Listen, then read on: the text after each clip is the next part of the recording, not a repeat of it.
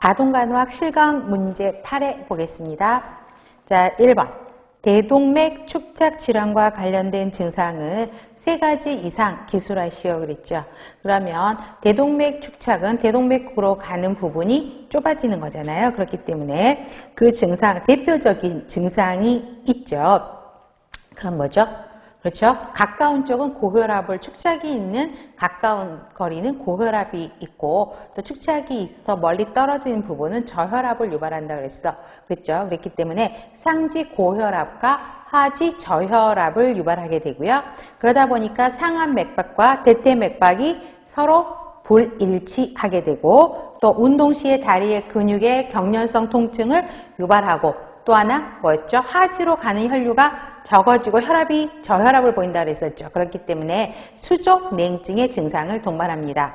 그래서 상지 고혈압, 하지 고혈압, 상완 맥박, 대퇴 맥박의 불일치, 그 다음에 다리 근육의 경련성 통증, 수족 냉증 이렇게 기억하시면 될 것 같고요. 그 다음에 청색증형 심질환의 증상을 기술하시오 그랬어요. 그러면 대표적인 게 호흡곤란, 그다음에 뭐뭐라고 하는 심잡음 증상이 보이게 되고요. 그다음에 대표적인 게 적혈구 과다증이죠. 그다음에 곤봉상지, 그다음에 저산소형 발작, 반복적인 호흡기 감염, 그다음에 술흉이 자세들을 취하게 되죠. 그다음에 중추신경계 합병증, 성장지연, 운동 내성 감소 등의 증상 등을 동반합니다. 그러한 일반적인 심장 질환의 증상을 쓰시고요. 거기다가 청색증형일 때 특히 나타나는 게 적혈구 과다증, 곤봉상지, 저산소형 발작 이런 내용들을 더 추가로 기입하시면 되겠습니다. 그 다음에 팔로사중원의 병태 생리를 서술하시오. 자, 이 문항은 팔로사중원은 4가지의 결손을 동반을 하게 되는 질환이죠. 그로 인해서 나타나는 겁니다. 그래서 우리 심실줄격 결손이 처음에 동반이 되게 되죠.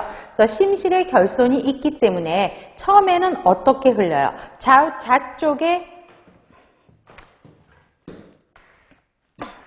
자, 심실중격결손이 여기 심방이구나. 네, 심실중격결손은 이쪽이죠. 심실. 자, 이쪽에 결손이 있게 되죠. 그러면 좌측의 압력이 높기 때문에 흐름은 처음에는 좌우 단락이 일어나게 되죠.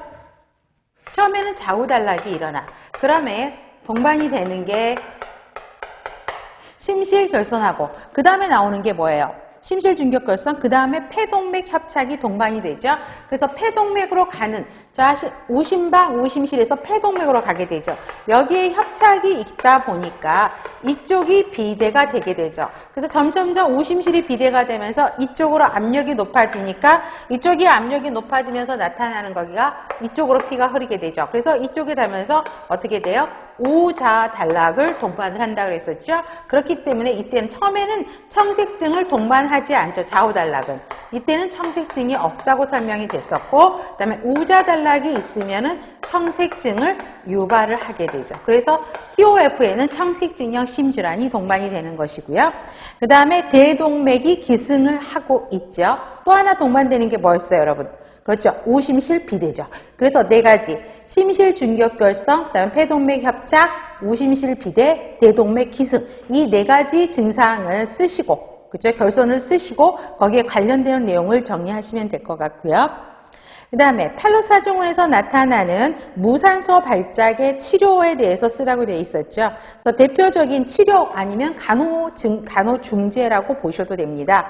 슬융이죠. 그 다음에 산소 공급해 주셔야 되고요. 몰핀 공급해 주시고, 그 다음에 중탄산염 투여 이루어져야 되고요. 그 다음에 프로프라노놀 약 진정 목적으로 써야 되고요. 수액 공급해 주셔야 되죠. 그래서 이러한 카테고리로 기본서에 있는 내용을 정리하시면 되겠습니다. 5번째, 철결핍성 빈혈입니다.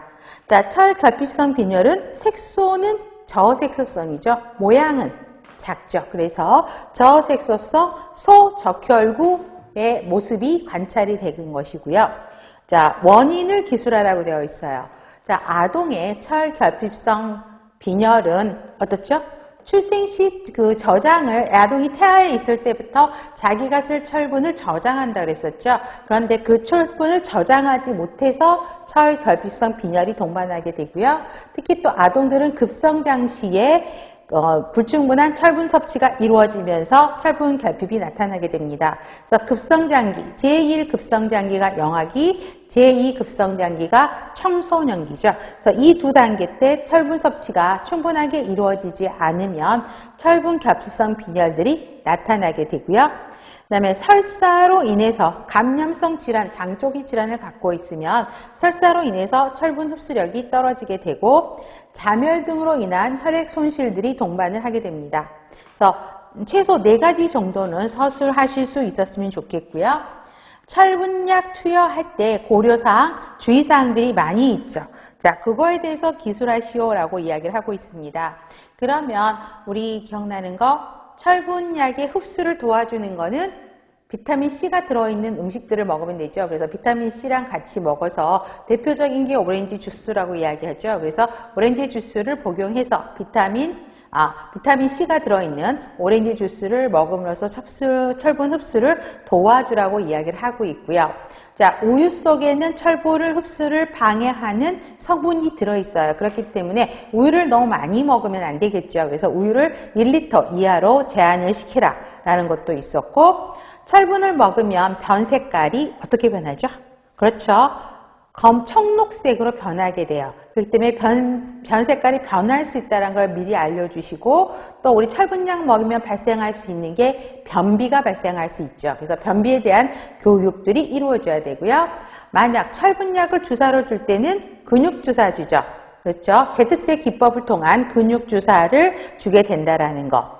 또 액상의 철분 제제를 복용하게 되면 치아에 착색될 수 있기 때문에 스트로우를 이용해서 먹도록 도와주셔야 되고요. 그 다음에 철분의 그 혈색소가 정상으로 돌아와도 종합 비타민하고 함께 최소 2, 3개월, 3, 4개월까지는 그죠? 약을 복용하도록 합니다. 그래서 뭐 2, 3개월도 괜찮고요. 그러니까 3, 4개월까지는 충분하게 철분약을 먹을 수 있도록 지속적으로 먹을 수 있도록 도와주시면 좋겠고, 그다음에 부작용 등을 관찰하셔야 되겠죠. 대표적인 게 오심구토죠. 그 다음에 나오는 게 위장관 자극이에요. 그래서 우리 철분약은 식간에 먹는 게 좋고 위장에 문제가 있으면 식후에 복용하도록 하시는 게 좋다라고 말씀을 드렸죠. 또 나타날 수 있는 대표적인 부작용이 변비였죠. 그래서 이러한 것들을 주의해서 교육을 하시면 될 것 같고요. 6번입니다. 겸상적혈구성 빈혈에 대한 건데요. 자, 1번. 시클셀 헤모글로빈으로 알려진 뭐가 존재한 거죠? 그렇죠.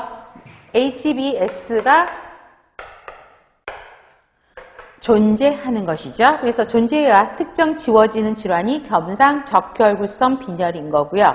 자, 겸상적혈구에서 가장 흔한 형태의 위기, 혈관 내에 겸상적혈구가 쌓여서 폐쇄가 일어난 것. 그래서 대표적으로 통증성 경련, 급성, 흉부증후군, 손, 발가락 염증, 음경 지속발기증, 뇌졸중과 같은 합병증이 일어나는 걸 뭐라고 그러죠? 네, 그렇죠. 혈관 폐쇄 위기라고 설명을 하고 있죠. 그래서 혈관 폐쇄 위기에 대한 정의를 써놓고 지금 답을 혈관 폐쇄 위기로 보는 것입니다. 7번입니다. 혈우병인데요. 자, 혈우병은 응고인자가 결핍해서 나타나는 질환이죠. 그래서 대표적인 게 혈우병 A, 혈우병 B 이렇게 나눠집니다. 물론 C도 있지만 혈우병 A는 응고인자 몇 번 결핍이죠? 네, 8번 결핍이고 그 다음에 혈우병 B는 응고인자 9번의 결핍이죠. 그 다음에 첫 번째 가로가 뭐죠? 그렇죠. X염색체 연관성 열선 유전이죠. 그러다 보니까 주로 여자아이보다는 남자 아동에게서 많이 발생하죠. 자, 진단을 보시면 혈소판 출혈 시간은 다 정상이죠. 그렇지만 응고 시간, 클러팅 타임은 지연이 되고요. 그 다음에 가장 간단하고 민감성 검사로 인자 결손을 확인할 수 있는 게 PTT 검사이죠. 그래서 응고 시간과 PTT 검사 결과가 지연된다는 것을 서술하시면 되겠고요. 자, 간호를 4가지 이상 기술하시오라고 했습니다. 이거는 기본서의 내용이 있죠. 그래서 출혈 예방 교육, 안전한 환경 제공, 그 다음에 출혈 조절할 수 있는 방법, 그 다음에 운동을 하도록 권장하셨죠. 그래서 그 내용을 정의로 기술을 하시면 되겠습니다. 그래서 우리가 전 시간에 배웠던 내용을 간단하게 정리해 봤고요. 자, 이번 시간에는 212페이지 혈소판 감소성 자반입니다. 그래서 약어로 ITP라고 이야기를 합니다. 자, 말 그대로 혈소판이 감소하는 거예요. 그래서 혈소판이 감소하고 자반이 나타나는 것이죠. 그래서 자, 정의에서 보면 과도한 혈소판이 파괴죠. 그걸로 인해서 혈소판 감소가 보이고 그 다음에 자반으로 특정 지어지는 후천성 출혈성 질환이라고 이야기합니다. 그래서 자반이라는 건 뭐냐면 진피층으로 적혈구가 그쪽으로 출혈이 되는 것이에요. 그러니까 진피층으로 적혈구가 안으로 들어가서 유출돼서 발생하는 게 자반이에요. 그래서 피부가 붉은색이라든가 보라색으로 살짝 변하는 걸 자반이라고 이야기를 하고 있습니다. 그래서 자, 자반하고 점상출혈은 같은 의미로 이야기를 합니다.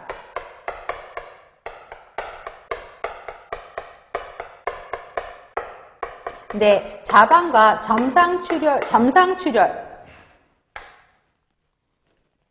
점상출혈로 얘네들은 둘은 같은 맥락이야. 근데 차이가 뭐냐면 약간 직경이 달라요.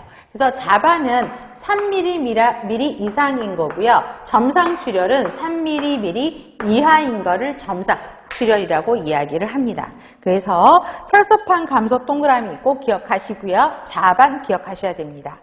그래서 혈소판 감소증이죠. 밑에 2개가 나왔죠. 굵은 것이 이거 2개를 기억해야 되는데 우리가 우리 정상 혈소판이 얼마가 정상이에요?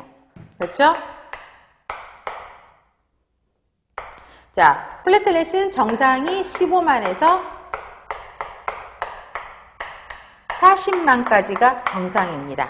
그래서 자, 혈소판이 감소해요. 그래서 얼마? 15만 이하로까지도 혈소판이 떨어진다는 거죠. 그래서 15만부터가 정상이니까 이 이하로 떨어지는 게 혈소판 감소라고 이야기를 하고 있고요. 자, 자반은 피부 또는 점막하의 출혈입니다. 그래서 색깔이 자색으로 바뀐다는 거죠. 자, 원인은 자가면역 질환이라고 반응이라고 이야기를 하는데 자, 꼭 기억하실 거는 혈소판 감소성 자반증에는 반드시 선행 감염이 있다라는 거죠. 그래서 풍진이라든가 홍역, 호흡기 감염과 같은 선행 감염이 먼저 있고 나서 ITP가 나타나는 것입니다. 그래서 2번째 때는 기억하시고요. 증상은 다시 나오죠. 자, 반상출혈이 일어나게 되고요. 그 다음에 전신에 점상출혈들이 일어나게 됩니다. 그 다음에 점막에 출혈성 수포가 있고요. 특히 위장계나 요로출혈, 또 비출혈들이 일어납니다. 그래서 비출혈 하나만 써놓고요. 출혈성 질환이기 때문에 어때요? 지혈이 잘 안 되는 것이죠. 자, 그 다음에 심한 합병증은 자, 보시면 자, 급성기 출혈일 때는 우리가 혈소판 감소는 15만 이하로 떨어지는 게 혈소판 감소증이라고 이야기를 했습니다. 그런데 급성기에는 얼마 정도까지도 떨어지냐면 2만까지도 떨어져요. 2만 이하까지도 떨어지게 됩니다. 그러다 보니까 출혈이 멈추지 않게 되죠. 그래서 아까 어디였죠? 위장계, 요로출혈, 비출혈들이 나타나게 되고요. 심하면 두개골까지도 출혈이 일어나게 됩니다. 이게 급성기에는요, 이게 1에서 2주 정도 지속을 하게 됩니다. 굉장히 심하죠. 2주 정도 지속을 하다 보니까 2만 이하로까지 떨어져서 두개골 출혈까지도 동발될 수 있고요. 그다음에 뇌출혈 등이 나타날 수 있다는 것입니다. 결국은 지혈이 안 되면서 출혈이 일어나는 거죠. 진단, 별표 많이 하세요. 자, 혈우병과 ITP를 구별하는 진단 문제가 많이 나올 겁니다. 자, 우리 아까 죄송해요. 혈우병에서는 혈소판은 정상이었죠. 그런데 여기 ITP는 혈소판이 감소한다라고 되어 있기 때문에 15만 이하로 떨어지게 됩니다. 다음에 출혈 시간이 지혈이 안 되니까 출혈 시간이 연장이 되는 거죠. 그런데 어때요? 응고 시간이라든가 프로트롬빈 시간 PTT는 정상으로 된다는 것이죠. 그래서 첫 번째와 두 번째 땡 별표하시고 기억하시면 좋겠고요. 치료는 스테로이드 제제를 투여합니다. 그래서 대표적인 게 프레드니손이죠.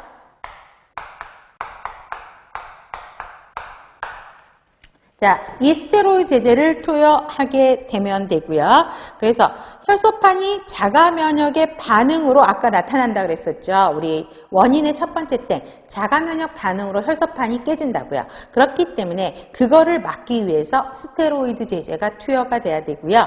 그다음에 면역 글로불린이에요. 그래서 면역 글로불린을 투여하게 되죠. 그 다음에 그래도 안 되면 계속 출혈이 되면 혈소판을 수혈해야 되고요. 그 다음에 비장 적출수를 하게 되는데 비장은 여기서 비장에서 혈소판 항체를 합성을 하게 됩니다. 그러다 보니까 순환하는 혈소판을 오히려 더 비장이 더 파괴를 하게 돼요. 그러다 보니까 혈소판이 너무 많이 떨어지면 비장을 절제할 수밖에 없다라는 것입니다. 자, 그렇게 해서 보시면 되겠고, 간호는 제일 먼저는 출혈이 일어나지 않도록 손상을 막아주는 게 1차적인 케어겠죠. 그래서 첫 번째는 손상 예방 간호들이 이루어져야 돼요. 손상을 예방해야 되고요. 그 다음에 출혈이 일어나기 때문에 출혈에 대한 관리 부분이 치료와 간호의 내용이 들어가겠죠.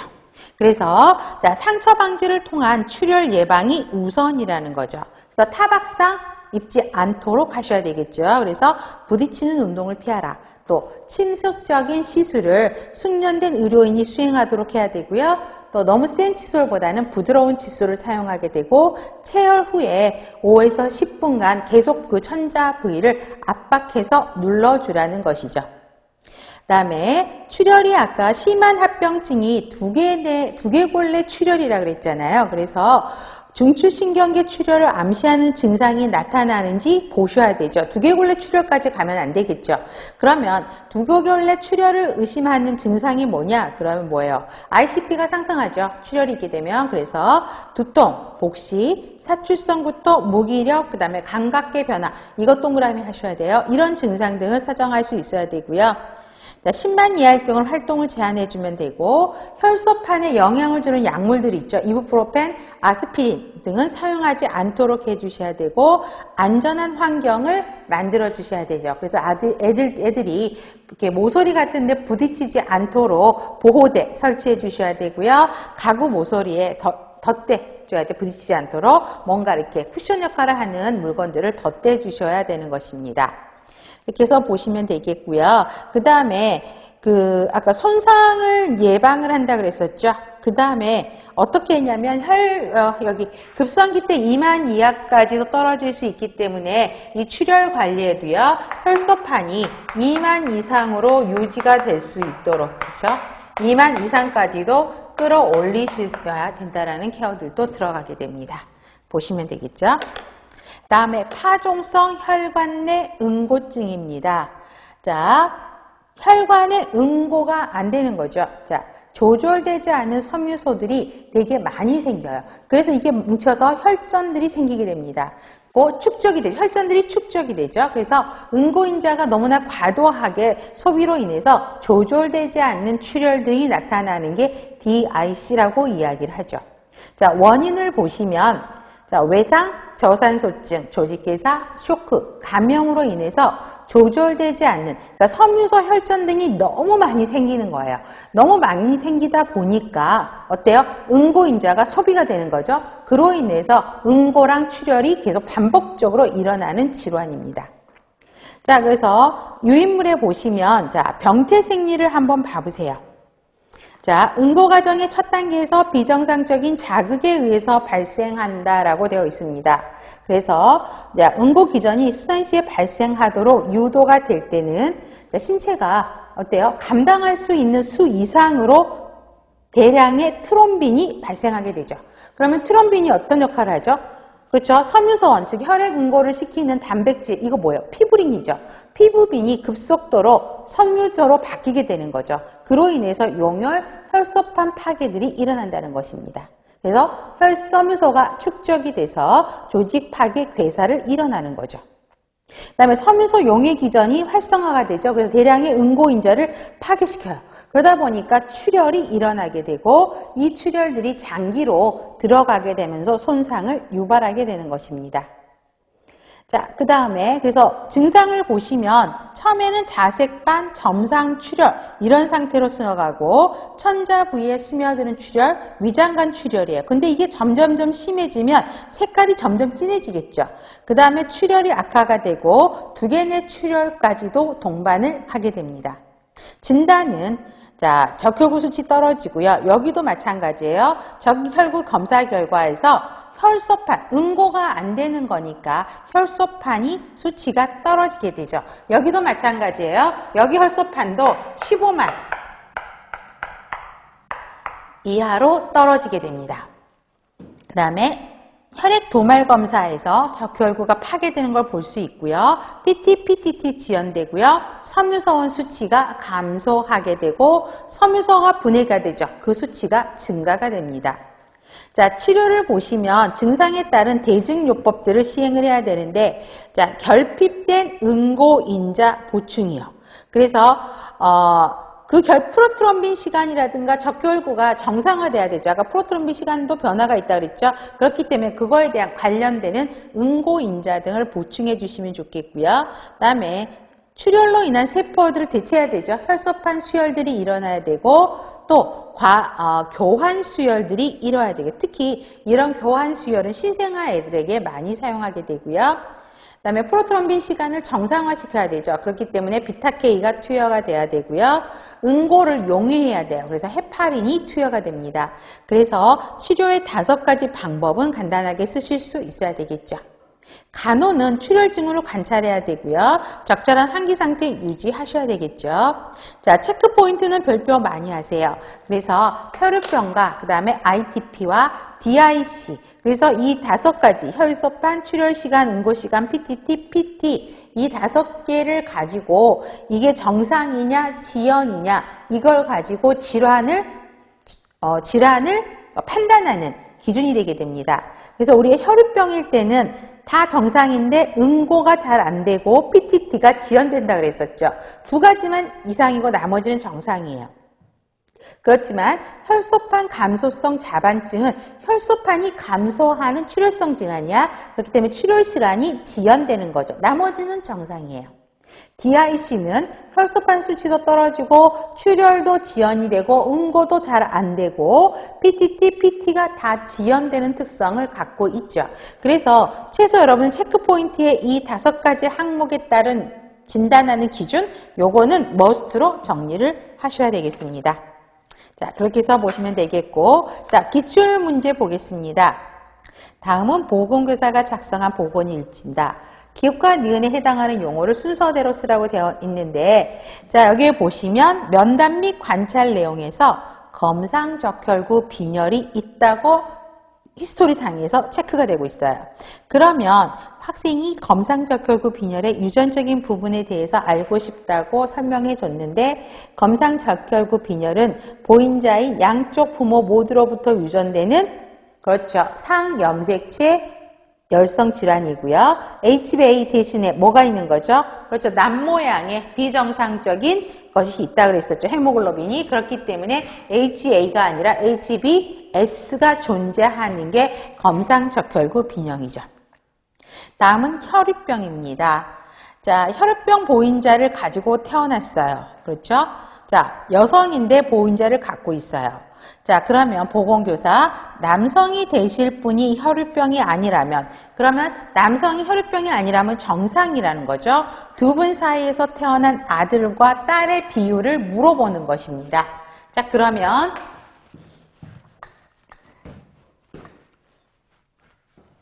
이거는 그 원칙을 적용하면 바로 푸실 수 있습니다.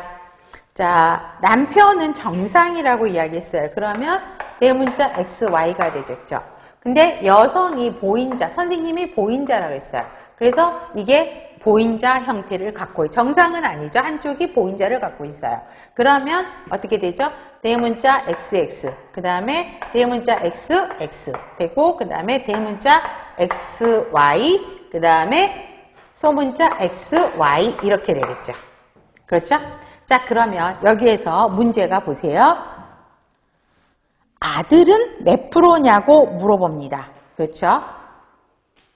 자, 두 분 사이에 태어난 아들은, 그렇죠? 혈우병이 될 유전성이 어떻게 되냐고 물어보죠. 그러면 XY가 아들이죠. 아들이 2명이야. 2명 중에 1명은 혈우병이 생긴 거죠. 그래서 50%가, 그렇죠? 혈우병이 생긴다는 것입니다. 그러면 여자아이들은요. 1명은 2명이 나오지만 1명은 정상이고 1명은 보인자인 거죠. 네? 그렇게 해서 보시면 되겠죠. 그래서 50%는 정상이고, 자, 기억해 보세요. 50%는 정상, 50%는 혈우병 대상자라고 이야기를 한다라고 이야기를 하고 있죠. 자, 그러면 보세요. 자, 여기에서 이걸 전체로 보셔야 돼요. 자, 전체로 보면 4명 중에, 자, 4명 중에서 4명 중에, 그쵸? 이 사람은 보인자야. 이렇게 되죠? 그럼 4명 중에 50%, 2명이, 1명, 2명이죠. 2명에서 1명은 보인자고, 그 다음에 1명은 혈우병인 거죠. 그렇기 때문에 2명은 정상이에요. 2명은 정상이죠. 요렇게. 그래서 50%는 정상, 그 다음에 50%는 혈우병 질환 대상자다라고 설명을 하고 있습니다. 그 다음에, 자, 보시면 돼요. 그래서, 여기서 보세요. 2명이고, 그죠? 그래서 그 다음에 아들을 보세요. 아들은 여기서 보시면 2명이죠. 그쵸? 그렇기 때문에 2명이야. 근데 이 중에 혈우병을 가지고 태어나는 것은 50%죠. 2명 중에 1명이 문제인 거죠. 그 다음에 이렇게 또 보시면 딸로만 갖고 계산을 하면 자, 2명 중에 1명이 보인자야. 그쵸? 그래서 보인자가 될 확률은 50% 이렇게 설명을 하는 것이죠. 자, 그렇게 해서 보시면 되겠고요. 다음에 그래서 기억은 50%는 정상, 50%는 혈우병. 아들은 그렇죠. 그 다음에 니은은 50%는 정상, 50%는 혈우병이다. 결국은 보인자라는 거예요. 2명 중에 1명이 이렇다는 거예요. 2명 중에 1명은 정상이고 1명은 혈우병. 여기도 그렇죠. 2명 중에 1명은 정상이고 1명은 보인자이기 때문에 50% 보인자, 50% 혈우병이라고 보입니다. 그 다음에 다음 번 보세요. 엄마는 혈우병이 아니에요. 보인자도 없대요. 그러면 엄마는 정상이라는 거죠. 이렇게 대문자 XX. 그런데 자, 아빠가 혈우병이라고 이야기를 합니다. 그러면 아빠는 어떤 거죠? 혈우병이기 때문에 이렇게 갖고 있죠. 자, 그러면 이런 형태를 가게 되죠. 대문자, 소문자 XX, 그 다음에 소문자 X, 대문자 X, 그 다음에 대문자 XY, SY 이렇게 되죠. 그러면 아들들은 어때요? 아들들은 다 정상이죠. 그 다음에 딸들은 다 보인자가 되는 것입니다. 자, 그렇게 해서 보시죠. 그래서 디귿번 보세요. 제 오빠와 남동생은 어때요? 오빠와 남동생이니까 남자아이들은 다 정상이라는 거죠. 그렇지만, 그죠? 그래서 보시면 되겠습니다. 딸은 50%가 보인자라는 거 보시면 되고, 자, 아들과 딸이 다르게 유전되는 이유가 뭔가요? 라고 설명을 하고 있어요. 자, 그러면 뭐 해야 되죠? X염색체 반성 유전이기 때문에 나타나는 남성과 여성의 비율이 서로 다르게 나타날 수밖에 없다라고 설명을 하셔야 된다는 이야기입니다. 그러면 3번도 여러분 그 과정이랑 똑같아요. 자, 여기도 그런 계산 방식을 물어보는 것입니다. 자, 그러면 여기도 볼게요. 첫 번째, 보인자인 어머니와 정상인 아버지에서 자녀가 태어날 경우 혈우병이 있는 아들이 태어날 확률이 물어본 겁니다. 그래서 정상인 아버지, 다음에 보인자인 어머니, 이거랑 똑같네요. 그죠? 지금 정상인 아버지와 보인자인 어머니에서 자 보세요. 저거랑 똑같죠? 그러면 태어날 경우 혈우병이 있는 아들이 태어날 확률. 그러면 혈우병이 있는 아들이 태어날 확률은 이거죠. 그렇죠? 그래서 여러분들이 보시면 자 전체 자녀 중에서 자 문제를 보실 때 아들 중에서 딸 중에서 이렇게 보시면 안 돼요. 그러니까 그렇게도 판단하셔야 되고요. 1번 문제는 전체 자녀를 물어본 거야. 그럼 전체 자녀는 4명이 나온 중에서 그쵸? 혈우병이 나올 아들이 태어날 확률 그렇기 때문에 몇 프로요? 4명의 자녀 중에서 혈우병이 나올 확률은 요 한 해밖에 없기 때문에 25%라고 이야기를 하고 있죠. 혈우병이 나올 아들이 나올 확률. 자, 그 다음에 정상인 어머니와 혈우병인 아버지죠. 그러면 혈우병인 아버지와 정상인 엄마죠. 그러면 아까도 이거 있었는데 지웠네요.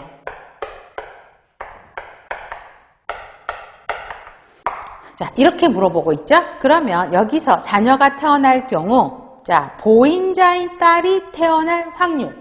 그러면 딸이 여기죠. 그죠? 딸이 여기인데 보인자가 있어요. 그러니까 4명의 아들 중에서 2명의 보인자가 나오니까 여기서는 뭐예요? 50%가 된다라는 거죠. 그 다음에 문제를 보세요. 보인자인 어머니와 그쵸? 보인자인 어머니와 그 다음에 혈우병인 아버지요. 그러면 이렇게 되죠. 보인자인 엄마와 그 다음에 혈우병을 갖고 있는 아버지와의 관계를 물어봅니다. 그러면 자 보인자 큰 X, 스몰 x 이렇게 되고 그 다음에 큰 X, Y 그 다음에 X, Y 그쵸? 이렇게 가면 이렇게 되고 그 다음에 X, Y 그 다음에 작은 스몰 x 둘 그 다음에 스몰 x 라지 Y가 되죠. 그러면 문제에서 보세요. 아들이 태어났을 경우에요. 그러면 아들은 이거죠. 아들은 이렇게 2명이 아들인 거죠. 그렇죠? 이거는 딸이고 자 그럴 때 아들이 태어났을 경우에 그 아들이 혈우병일 확률. 그럼 아들이 2명이야. 2명인데 혈우병일 확률이 얘 1명이죠. 그렇기 때문에 2명 중에 하나이기 때문에 50%라고 설명을 하고 있습니다. 그래서 문제를 보실 때 전체 애들 사이에서 몇 프로냐 이렇게 물어볼 수도 있고요. 그 다음에 딸들 중에서 몇 프로냐 아들 중에서 몇 프로냐 라고 문제를 물어볼 수 있기 때문에 그런 흐름들을 여러분들이 분석하실 필요가 있습니다. 자, 지금까지 우리 혈액장애에 대한 것들을 공부를 했습니다. 그래서 혈액장애 끝나고 그 다음에 7장 신경장애로 들어갑니다. 자, 대표적인 신경장애는 이분척추 스파이나 비피다에 대한 내용입니다.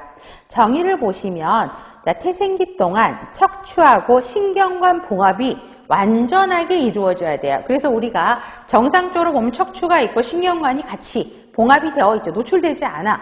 그런데 이분척추는 이 봉합 자체가 불완전하게 이루어지는 선천성 신경관 결함입니다. 이게 이분척추예요. 그래서 신경관이 잘 이렇게 딱 봉합이 돼야 되는데 봉합이 안 돼. 그 말을 융합부전이라고 이야기를 합니다. 그래서 융합부전으로 인해서 척추의 후방에 그쵸? 융합장애로 이야기를 합니다. 자, 원인은 꼭 기억하세요. 엽산결핍이에요. 그렇기 때문에 우리가 임신을 계획하기 1개월 전부터 왜 엽산을 충분히 섭취하라고 공부했었죠. 그 엽산을 섭취해야 되는 이유가 이분척추가 원인이 되기 때문에 그래요. 엽산 부족으로 인해서 이분척추가 발생할 수 있어서 그렇습니다. 근데 신경장애에서 이분척추는 이것뿐만 아니라 다른 선천성 기형들도 같이 함께 기형들을 초래합니다. 자, 잠재성하고요, 낭성으로 나눠집니다. 자, 잠재성은 결손이 눈으로 보이지 않아 겉으로 봐서는 크게 문제가 없어서 증상은 나타나지 않습니다. 자, 그래서 특히 요거를 기억하셔야 되겠지. 요추 청골 부위하고 그렇죠?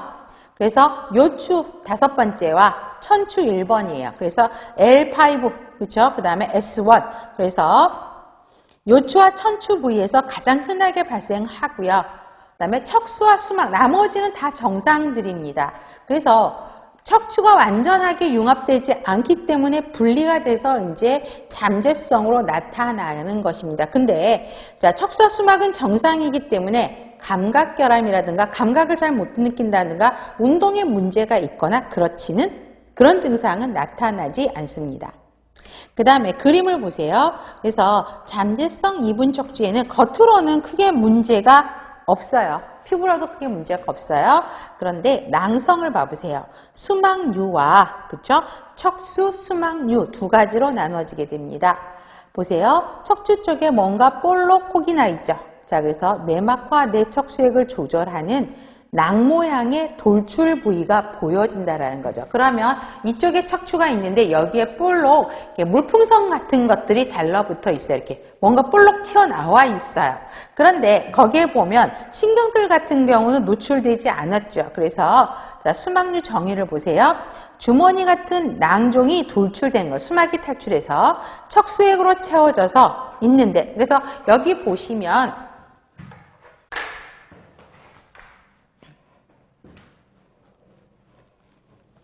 자, 척추 스파이널 코드가 이렇게 있으면 여기에 뭔가 볼록 이렇게 나와 있어요. 수막이 탈출한 건데 여기에 그냥 내척수액으로만 쌓여 있지 지금처럼 자, 신경계 구성 요소까지는 나오지는 않았다라는 것입니다. 그러다 보니까 이쪽이 융합이 안 돼 있다. 이렇게 벌려져 있어요. 그래서 내척수액의 압력이 증가가 되면 이쪽으로 더 이 사이즈가 점점점 커지죠. 커져서 터지는 사건들이 발생하게 됩니다. 그래서 낭 크기가 증가하여 자연 파열이 일어날 수 있어요. 그렇지만 여기에는 신경계가 구성 요소가 되는 물건들이 들어와 있지 않아요. 그렇기 때문에 신경학적 후유증은 동반하지 않습니다. 자, 그러면 가장 심하고 흔한 기형이 가장 흔하면서 심해요. 이게 뭐냐면 척수 수막류입니다. 그림을 보시면 자, 낭 모양으로 돌출된 부위에 내막, 그 다음에 또 내척수액, 그 다음에 신경근 척수까지도 들어와 있다라는 거죠. 그래서 안까지 볼록 여기에, 그쵸? 신경근까지도 이 안에 이렇게 다 들어와 있는 것입니다. 그래서 가장 심각한 거긴 이거는 맞아요. 그래서 침범 부위에 따라서 신경학적 후유증을 동반하기도 하게 됩니다. 대부분 항문, 방광간략증 조절이 되게 어려워요. 그래서 변이 실변처럼 계속 나오고요. 그 다음에 방광에도 간략근 조절이 안 되기 때문에 요실금, 변실금들이 같이 동반이 되게 됩니다. 자, 그래서 진단을 보시면 자, 임신이죠. 16주, 18주에 혈액검사 AFP, 그렇죠? 알파 페토프로테인이죠. 우리가 모성에서 배우실 거예요. 알파 페토 프로테인 검사를 통해서 알 수 있는데 알파 피토 프로테인 수치가 증가하게 됩니다. 그래서 알파 피토 프로테인 AF 수치가 증가하게 되면 이제 태아 초음파라든가 양수천자를 통해서 이제 이 기형을 판단을 하게 됩니다. 또 분만 후에 CT 스캔을 하게 되죠. 그래서 골기형이 어떤지, 그 다음에 빠져나오는 게 어느 정도인지를 파악하셔야 되고요. 그 다음에 마이올로그래피라 그래서 척수 방사선 검사를 하게 됩니다. 자, 그렇게 해서 보시면 되겠고요. 그 다음에 투조라고 되어 있습니다.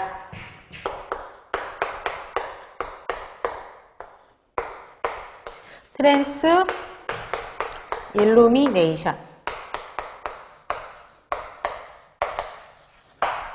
자, 투조 현상들이 나타나는데 이 낭에다가 그쵸? 라이트를 비춰보는 거, 불빛을 비춰보는 것입니다. 그래서 비췄을 때 그냥 낭이 투명하게 보여요. 그냥 풍선에 예를 들면 어떻게 풍선에 물이 차 있는 것처럼 투명하게 빛이 통과하는 걸 보실 수 있어요. 그러면 수막류예요. 그런데 빛이 통과하지 않아. 여기에다가 불빛을 초했는데 빛이 통과하지 않았다는 거, 이쪽 신경계 쪽이 다 이쪽으로 탈출했다는 거거든요. 그럴 때는 척수 수막류로 볼 수 있어요. 그래서 빛이 투과한다, 그대로 투과한다, 수막류. 빛이 투과하지 않는다, 그러면 척수 수막류라고 보시면 되겠습니다. 그래서 투조 검사를 통해서도 알 수 있습니다.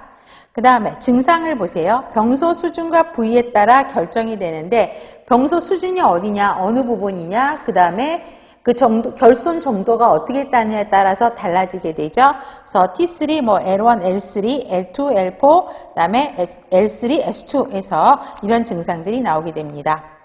일반적으로는요, 운동기능 장애예요. 그래서 보행자, 척수 쪽의 문제이기 때문에 운동장애가 이렇게 되죠. 그래서 걷는 게 좀 어려워지고요.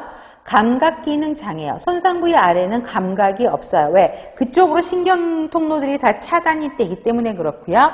결함 부위의 하부 자율신경계 기능 장애 되죠. 그래서 피부가 건조하고 발한 기능도 제대로 작동되지 않고요. 배변, 배뇨 문제. 자, 비뇨기계 장애가 가장 크고 흔한 문제입니다. 그래서 변실금, 요실금, 비뇨기 감염 이런 것들이 나오게 되고요. 그다음에 합병증은 별표해 주세요. 가장 대표적인 합병증이 뇌수종, 뇌막염입니다. 그래서 90% 이상 뇌수종이 나타나게 됩니다.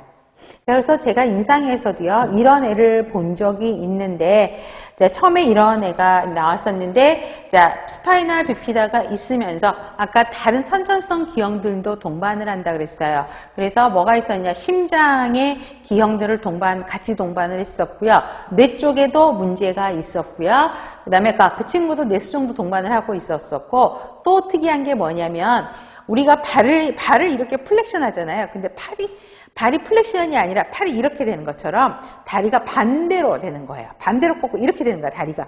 이 손을 다리라 그러면 다리가 원래 이렇게 돼야 되잖아. 근데 이렇게 되는 복합적인 결선을 가지고 태어난 애를 제가 한번 본 적이 있었어요. 자, 그래서 수술 전 간호의 대표적인 건 뭐냐면 감염 예방이 가장 1순위예요.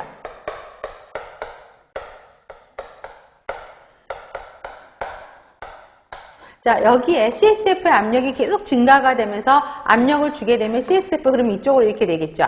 그러다 보니까 낭이 커져서 터지게 됩니다. 터지게 되면 그대로 sepsis예요. 그렇기 때문에 낭포가 터지지 않도록 감염 관리를 하셔야 되는 것이죠. 그래서 낭포가 파열이 되면 내척수액이 빠져나오죠. 그래서 그거를 나오지 않도록 방지하는 케어들을 하셔야 되겠죠. 그래서 눕혀놓으면 여기가 눌리니까 터지게 되겠죠. 압력이 증가하니까. 그래서 엎어놓으라고요. 보기로 취해서 얘가 등 위로 올라갈 수, 압력이 받지 않도록 해주시고요. 그 다음에 대퇴관절 탈구가 일어날 수 있어요. 그래서 대퇴관절 탈구를 예방하기 위해서 둥부를 약간 구부려라고요. 그래서 측면을 지지하고, 그 다음에 여기에 이렇게 하얀, 쉽게 말하면 풍선에 이렇게 풍선에 물 부은 걸 달고 나왔다고 생각을 해봐요. 그러면 이게 압력이 주어지면 무게가 있어 쭉 떨어지겠죠. 그렇기 때문에 도나츠 모형의 우리 왜 던킨 도나츠처럼 도나츠 있잖아요. 그거를 딱 대주면 그 구멍, 가운데 구멍이 있죠. 그 안에 이 낭이 딱 들어가요. 그렇기 때문에 그런 부분에 소독된 패드를, 도너츠 모양으로 소독된 패드를 적용해서 거기를 지지해 주시라는 거죠. 그 다음에 기저귀를 채우지 말라고요. 왜 그러냐면 기저귀를 채우면 어때요? 거기에 애가 아까처럼 비뇨기 쪽에 합병증이 가장 심하다 그랬었죠. 그래서 변실금, 요실금이 계속 동반이 되게 됩니다. 그래서 어때요? 기저귀를 채우지만 축축해지면 여기에 피부에 축축해지면 또 피부 손상이 올 수 있잖아요. 그렇기 때문에 기저귀를 채우지 말고 그냥 펼쳐 놓으라는 거죠. 바닥에 패드 깔아 놓으시고요. 깔아놓은 패드 자주 교환하고 습하지 않게 건조하게 유지해야 돼요. 습하면 오히려 그걸로 인한 자극을 인해서 피부 통합성에 문제가 생기죠. 그 다음에 낭주위 덮어놓지 말라고요. 그래서 낭포 손상 방지가 가장 1차적인 거죠. 낭포 손상으로 인한 감염이 나타날 수 있기 때문에 감염 예방을 위해서 낭포 손상이 일어나지 않도록 케어하는 게 가장 첫 번째죠. 또 감염 예방이에요. 그래서 낭이 있는 데가 말라붙으면, 자, 여기 혹이 달려져 있다 그랬잖아요. 근데 그게 말라붙어요. 꼬들꼬들해져요. 그러면 찢어져요. 그렇기 때문에 무균적이고 습한 드레싱으로 하라는 거 뭐예요? 생리식염수 수분 드레싱을 하라는 거죠. 그래서 생리식염수로 적신 꺼지에다가 그쵸? 습하게 해주는 거죠. 이게 가장 핵심 포인트예요. 그래서 여기 나온 부분은 생리식염수를 묻힌 꺼즈로 습하게 해주시고 그 밑에는 어떻게 건조하게 유지하라는 것이죠. 그 다음에 대소변의 오염을 주의하고, 그 다음에 둔부가 변실금, 요실금 젖어 있기 때문에 매일 공기 중에 노출하고 히트램프를 적용해서 건조시키라는 거고, 기저귀 채우지 말라고 또 나오죠. 그 다음에 하지 괴사와 기형 예방입니다. 발목 받치라고요. 발뒤꿈치가 침대 닿지 않도록. 그 다음에 피부 간호 하셔야 되겠고 압박받는 부위에 서큘레이션 촉진하셔야 되겠죠. 수동적 관절 운동해야 되고요. 정서적으로 지지하고 발달을 촉진해야 되는데 자 수유 중이죠. 자주 휴식하고 보기에서 엎어놓은 상태에서 여러분 수유를 하게 되면 애가 굉장히 힘들어요. 여러분 이렇게 먹으려면 얼마나 힘들어요. 그렇기 때문에 어때요? 힘들 수 있기 때문에 먹이를 한쪽으로 돌려서 엎어놓은 상태에서 고개를 돌려서 수유할 수 있도록 도와주셔야 되고요. 그다음에 감각들이 떨어져 있기 때문에 감각들을 키워줄 수 있는 장난감, 감각 자극 장난감들을 제공해 주셔야 되죠. 그래서 촉각적인 자극을 계속 해주시는 게 도움이 되고요. 배설 기능 관리예요. 방광 기능 부전이 흔하기 때문에 소변 양상 잘 관찰해야 되고요. 합병증 관찰이요. 가장 대표적인 합병증이 뇌수종, 내막염이에요. 그렇기 때문에 수두증 이꼴 뇌수종이죠. 머리 사이즈가 커지는지 보셔야 돼요. 그래서 날마다 두위 측정하셔야 되고요. 자, 여기에 뇌척수액이 쌓이게 되면 천문이 안 닫히죠. 볼록하죠. 그래서 천문이 팽창하는 증상을 볼 수 있습니다. 그래서 천문이 팽창하는지 보여야 되고요. 머리 사이즈가 커지는지 날마다 머리 둘레를 재셔야 되겠죠. 그 다음에 내막염의 염증 여부를 관찰하셔야 됩니다. 그래서 내막염의 가장 대표적인 것이 열이 나겠죠. 그래서 체온 변화 보셔야 되고요. 그 다음에 농이 나타나는지 또 시저죠. 경련이 일어나는지를 보셔야 됩니다. 수술 후 간호는 자, 영양 공급이고 쇼크 예방에서 보온해야 되고요. 그다음에 수술한 다음에 체인은 보기를 취해 주셔야 되겠죠. 보기 여기에 수술했으니까 엎어놓은 자세로 있어야 되고 머리를 척추보다 낮게 하셔야지 뇌척수압이 유지되죠. 그래서 보시면 되겠고요. 수술 부의 압력을 최소화해야 되죠. 기형 방지를 위해서 수동적인 관절 운동들이 이루어져야 되고요. 또 피부 통합성이 문제 발생할 수 있죠. 욕장이 발생할 수 있기 때문에 그거에 대한 케어들이 이루어져야 되죠. 그래서 피부 개양 방지 간호가 이루어야 되고 체위 변경 자주 해주셔야 되고 합병증에 대해서 대표적인 게 아까 뇌수종 그렇기 때문에 두위 측정하시면서 천문 팽창 여부 관찰하셔야 되고요. 묘로 감염 사정하고 그다음에 안아제 투여하셔야 되고 감염 예방 간호들은 이루어져야 되죠. 또 부모에 대한 교육도 굉장히 중요하죠. 이런 기형적인 문제를 갖고 태어난 아동에 대해서 부모들은 굉장히 죄책감들을 많이 갖고 있습니다. 그래서 합병증이 나타나지 않도록 관리 교육해야 되고 그 다음에 정상적으로 할 수 있는 발달을 촉진할 수 있는 감각 자극 활동을 자꾸 자극을 주셔야 되겠고요. 아동의 상태에 따라 대처할 수 있는 능력을 사정한 부모 교육들이 이루어져야 되고 지역사회에서 이용할 수 있는 여러 자원들에 대한 정보도 제공을 해 주셔야 되겠죠. 그래서 수술 전 간호와 수술 후 간호 간단하게 서술하실 수 있어야 되겠고요. 다음에 두 번째 열성 경련입니다. 자, 경련, 시저를 해요. 그런데 앞에가 열성이 붙었어요. 열이 너무 높아서 경련을 한다라는 게 열성 경련입니다. 자, 정의를 보시면 두 번째, 고열이 동했을 때 수반에서 나타나는 경련이고 특히 바이러스로 인한 상기도 감염이 있을 때 급속한 체온 상승이에요. 그래서 여기서 말한 급속한 체온 감소는 39도씨 이상을 의미합니다. 그래서 39도씨 이상으로 올라가게 돼서 일시적으로 경련을 일으키는 게 열성 경련이에요. 그럼 첫 번째 데 보세요. 중추신경계 감염하고는 상관 있어요, 없어요? 그건 상관이 없어요. 단순히 열이 나서 상기도 감염에 의한 열에 의한 경련이라는 거 보시면 됩니다. 그래서 중추신경계 감염하고는 관계없다. 기억하셔야 되겠고요. 신경계는 정상이다. 기억하셔야 됩니다. 중추신경계 감염이 상관없기 때문에 당연히 신경계는 정상인 거죠. 자, 원인은 감염을 먼저 두로 동반을 하는 거죠. 근데 대표적인 게 상기도 감염이에요. 자, 호발 연령은 6개월에서 5살 사이에 나타나고요. 그 다음에 증상을 보세요. 남자아이들한테 많고요. 가족력 있고 재발률 굉장히 높습니다. 자, 이게 반복이 되면 열로 인한 경련이 반복이 되면 간질까지도 발전이 되게 됩니다. 열은 38도 이상, 39도, 뭐 맞습니다. 38도나 39도나 꼭 굳이 그걸 외울 필요는 없는데 38도 이상, 39도 정도로 보시면 되겠고요. 그 다음에 체온이 상승하는 동안에 경련이 발생합니다. 체온이 떨어지면 안 해요. 자, 15분 내로 지속되는 발작, 한 번 발작을 하면 24시간 이내에는 반복되지 않는다라는 거. 그래서 세 번째 땡을 꼭 기억하셔야 됩니다. 그 다음에 전신적인 발작을 하게 되고요. 그다음 발작 후 국소적 신경학적 결손은 없다. 왜요? 중추신경계 감염하고는 상관이 없죠. 그렇기 때문에 신경학적 결손은 없고요. 그 다음에 EEG가 우리 근전도 검사죠. 그렇기 때문에 이거는 신경계는 정상이야. 그렇기 때문에 EEG에서는 정상으로 나오게 되는 것입니다. 치료 및 간호는 제일 먼저는 열을 하강시키는 거죠. 열이 38도, 39도로 올라가는 거기 때문에 열 하강시키는 게 제일 먼저예요. 그래서 해열제가 투여가 돼야 되겠죠. 대표적인 약이 아세트아미노펜이 처방이 되게 됩니다.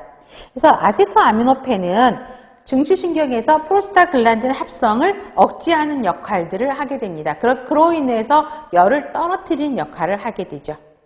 그 다음에 바이러스 질환의 경우에는 레이 증후군 가능성이 있다. 나중에 레이 증후군, 라이 증후군이라고 설명을 할 건데, 자, 아스피린 투여를 했을 때 라이 증후군이 나타납니다. 그렇기 때문에 그런 부작용으로 나타나는 것이에요. 그렇기 때문에 이때는 그죠? 아스피린이 아니라 아세트아미노펜으로 투여를 하라라는 거 기억하시고요.